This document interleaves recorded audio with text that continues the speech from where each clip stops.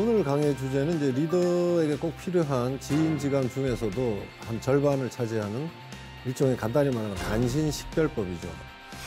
예, 이한우입니다. 이 조직 안에 간사한 조직원은 반드시 있기 때문에 과거의 간신이나 지금의 간신이나 자기 이익을 도모한다는 점에서는 현대 조직사회에서도 조금도 다르지 않다 이렇게 생각을 합니다. 구체적으로 누가 간신이냐, 어떤 유형이 간신이며 그거에 대해서 어떻게 경계하고 멀리해야 될 것이 무언가, 조직 생활을 하고 있는 분이라면 반드시 고민하고 생각해야 될 주제라고 생각합니다. 자, 오늘 강의 시작하도록 하겠습니다. 오늘은 간신이라는 개념을 제가 들고 나왔습니다.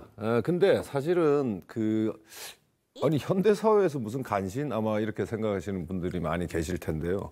이 간도 마찬가지고 신도 마찬가지고 결국 조직을 염두에 두고서 생각을 할 때 이 문제가 옛날 전근대 사회나 지금 현대 사회나 여전히 유효하다는 겁니다.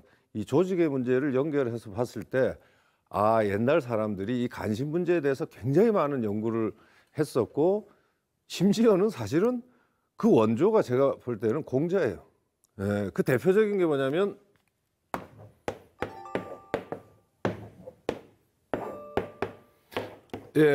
우리 이제 논어나 뭐 이런 책들을 보면 뭐 군자는 이렇다, 간신은 이렇다 이런 얘기들 많이 합니다. 근데 그때는 간신보다는 공자가 썼던 말은 소인인데, 물론 소인하고 간신이 같지는 않습니다. 그러나 굉장히 넓은 의미에서 사실은 저 소인이라는 용어 자체가 간신하고 상당히 연결이 돼 있다는 거를 알 수 있었습니다. 그래서 저는 이제 이쪽 소인 쪽의 개념을 좀 넓혀가면서 여러 유형의 인간 유형론이죠. 그래서 여러 유형의 조직 사회 안에서의 인간들을 살피는 잣대로 삼는다면 저는 현대 사회에서도 여전히 유효하다.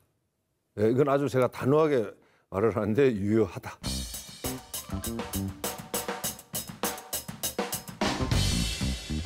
논어에서 군자 소인을 이렇게 나누는 말이 있습니다. 즉 군자는 의에서 깨닫고 소인은 이익에서 깨닫는다 이렇게 말을 하는데, 이게 무슨 말이냐면 딴 게 아니고 세상 일이라고는 섞여 있죠. 이익과 마땅함, 도리가 섞여 있는 건데, 그런데 희한하게 그런 일 중에서도 이거는 좀 우리 전체를 위해서 이렇게 해야 된다, 이렇게 접근하는 사람이 바로 군자형이라는 거예요. 근데 소인형은 그게 아니고 전체 흐름이 어떻고 조직의 유불리가 어떻고 이런 건 전혀 생각지도 않고 오로지 뭡니까? 자기 이익만 딱 눈에 들어오는 거예요. 깨닫는다는 게 다른 게 아니고 그게 먼저 눈에 들어온다는 거죠. 그렇게 하는 사람이, 즉 의에서 마땅함에서 먼저 그거를 탁 자기 눈에 들어오는 사람이 대체로 군자형이고, 무슨 얘기만 하면 꼭 지 이익으로 이렇게 돌리는 사람이 있어요. 그 사람이 바로 소인형이에요. 그러니까 그건 뭐 얼마든지 우리 주변에서도 볼 수 있잖아요. 같은 얘기 하는데도 보면 한 사람은 계속 자기 이익 쪽으로만 생각하고 나머지 전체는 도외시하고, 반면 어떤 사람은 꼭 보면 이거 우리 전체가 이거 어떻게 하면 잘 되지? 이런 사람이 대체적으로 군자라는 거예요. 뭐 군자라는 게 무슨 도덕군자가 아니고 한 인간 유형으로 우리가 이렇게 이제 접근할 수가 있습니다. 그다음에 이제 이게 제가 결국 이게 조직의 문제이기 때문에 이게 간신만 문제가 아니고 대체적으로 임금도 문제가 되는 거예요. 그래서 저는 사실 이걸 같이 봐야 된다는 거죠. 왜냐하면 어떤 상황에 어떤 임금이냐에 따라서 같은 신하라 하더라도 이 행동 유형이 달라질 수가 있거든요.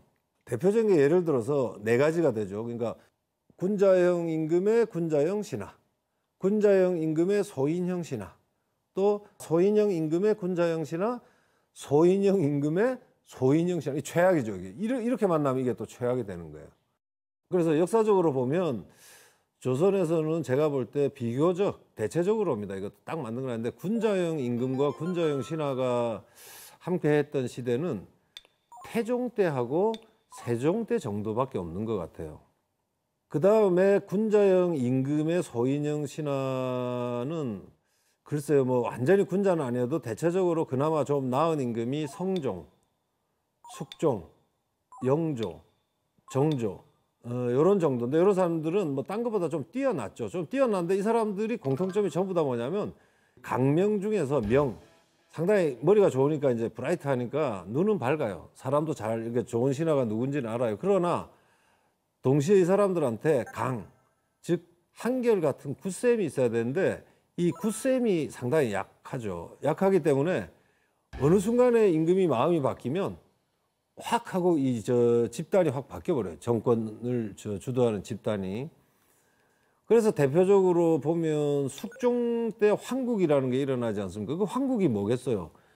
결국은 3번에 걸친 황국으로 인해 가지고 물론 왕권은 매우 강화되고 당시에 사실은 그 덕에 이제 백성들의 삶은 숙종 때 비로소 이제 양난을 극복하면서 우리가 처음으로 화폐 사회로 들어가고 그 다음에 경제적인 여력이 생기고 그래서 이제 그 후에 영정조 르네상스라고 하는 게 뭐 사실인지 모르겠지만 영정조 르네상스를 할 수 있는 그런 경제적 기반은 사실 숙종이 다 닦았는데 그러나 그 와중에 남은 거는 당쟁의 격화입니다. 사활을 건 목숨을 걸지 않고서는 이제 정치를 할 수 없는 시대를 만든 게 또 숙종이에요.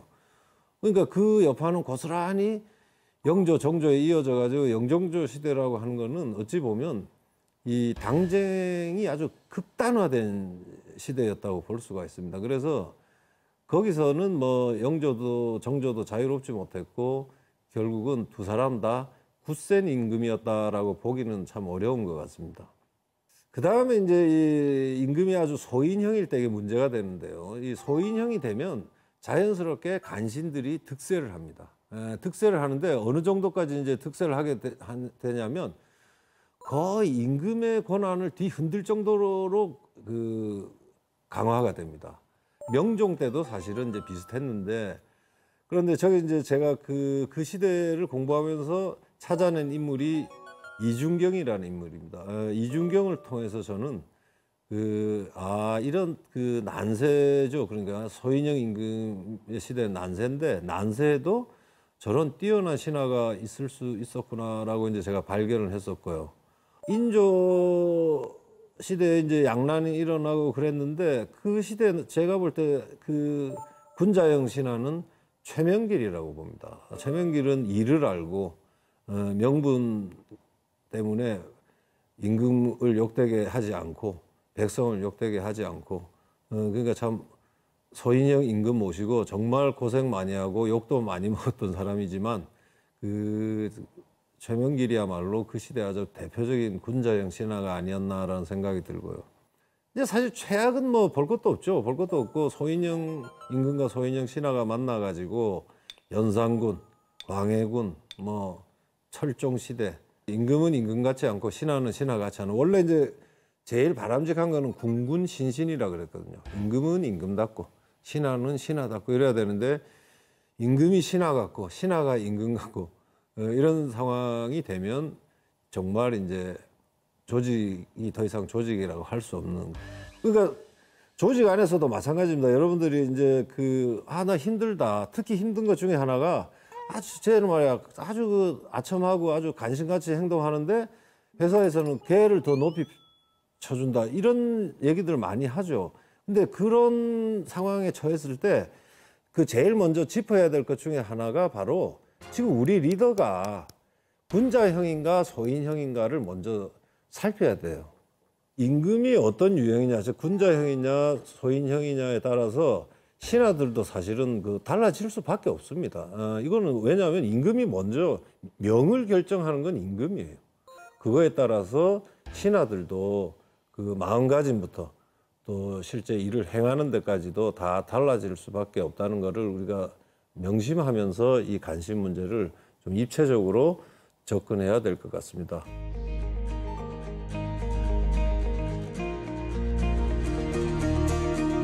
통상적으로 이 리더한테 필요로 하는 거는 흔히 말하는 3단계로 나눌 수가 있습니다. 뭐냐면 첫째가 지인의 단계가 있어요. 사람을 알아보는 단계. 두 번째가 용인의 단계가 있습니다. 사람을 쓰는 문제. 그러면 사실 이제 그 다음 단계는 치인이죠, 치인. 그래서 치인이라고 하는 거는 이제 사람을 다스리는 건데 이건 뭐 사실 이제 지인과 용인이 잘 매칭이 되면 치인은 이제 저절로 되는 거기 때문에 결국 우리가 주목하는 거는 사람을 잘 알아보고 그 다음에 적재적소에 그 사람을 쓰는 건데요. 근데 이 역사적 케이스를 보면 저게 저절로 일치가 되지 않아요. 대표적인 게 뭐냐면 조선시대 선조입니다. 우리는 뭐 선조를 너무 이제 임진왜란을 당했기 때문에 기분도 안 좋고 해서 선조를 아주 그냥 욕을 많이 하지만 사실 선조는 지인에는 뛰어났어요. 근데 용인에서 굉장히 문제가 생깁니다. 우리가 지금 쓰고 있는 화폐 한번 보세요. 우리 화폐 중에 보면 세종대왕을 제외하고는 거의 다 선조 때 사람이에요. 율곡도 마찬가지고 율곡도 선조가 좋아했죠. 그런데 찾아내고 키우고 했는데 어느 순간에 가면 또 이 율곡을 선조가 간신이라고 부르고 있어요. 이거는 어찌 보면 율곡의 문제가 아니고 선조의 문제죠. 그래서 이 현대 사회에서 이제 간신 문제를 활용하려면 이걸 이제 좀 더 우리가 좀 정교하게 접근할 필요가 있죠. 이 간사함이라는 게 옛날에는 자기의 이익을 도모하거나 출세를 도모하거나 이런 정도지만, 그래서 그 문제는 이제 간사한 행위는 요즘식으로 하면 바로 뭡니까? 기업에 적용하면 그건 해사 행위죠. 해사 행위. 그 해사 행위라는 것도 사실 여러 형태로 나타날 수가 있기 때문에 기업마다 자기 그 기업의 특성에 맞도록 어떤 그거를 막는 장치를 찾을 필요가 있지 않을까라는 생각을 사실 그까지는 제가 늘 하고 있습니다. 자, 오늘 강의는 여기까지입니다. 감사합니다.